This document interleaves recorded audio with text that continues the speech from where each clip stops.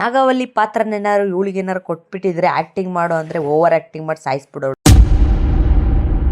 Computer lab ಇದೆ ಅಂತ ಹೇಳ್ಬಿಟ್ಟು ಕಂಪ್ಯೂಟರ್ ಲ್ಯಾಬಿಗೆ ಹೋಗ್ತೀನಿ, ಸ್ಟೂಡೆಂಟ್ಸ್ಗಳೇ ಇಲ್ಲ.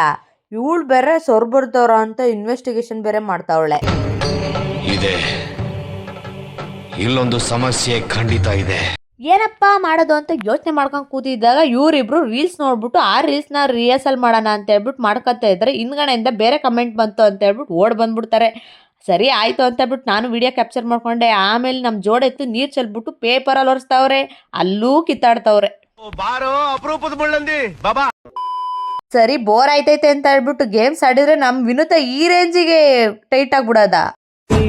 ನಡೆದರೆ ವಾಕಿಂಗು ಸ್ಟಡಿ ಆಗಿರಬೇಕು. ನೋಡೆತ್ತು ಒಟ್ಕೆ ಆಡ್ಬೇಕು ಅಂದ್ರು, ಅದಕ್ಕೆ ಒಟ್ಕೆ ನಿಲ್ಸಿದ್ರೆ ಈ ಕಡೆ ಸ್ನೇಹ ಈ ರೇಂಜಿಗೆ ಬರ್ತಾವಳೆ.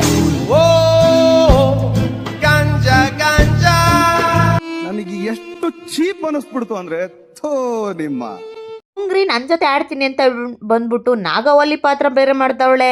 ಆ ನಾಗವಲ್ಲಿ ಪಾತ್ರ ನೋಡಿ ಡೈರೆಕ್ಟರ್ ಸತ್ತೋಗಿರೋನು. ಇದೊಂದು ಜನ್ಮವೇ, ಎಂತಹ ದುರ್ವಿಧಿ, ಇದೆಂತಹ ದುರ್ವಿಧಿ. ಕಮಾನ್ ಸ್ಟಡಿ. ವಿನುತ ಏನೋ ಲೈನಿಂಗ್ ಬಟ್ಟೆ ತಾಬೇಕು ಅಂತ ಇದ್ಲು, ಅದಕ್ಕೆ ನಾವೆಲ್ಲರೂ ಹೋಗ್ಬಿಟ್ವಿ. ಯಾಕೆ ಹೇಳಿ, ಅವಳು ತಗೊಂಡು ಉಳ್ದಿರೋ ಚೇಂಜ್ ಅಲ್ಲಿ ನಮಗೆ ಚಾಕ್ಲೇಟ್ ಕೊಡಿಸ್ಲಿ ಅಂತ.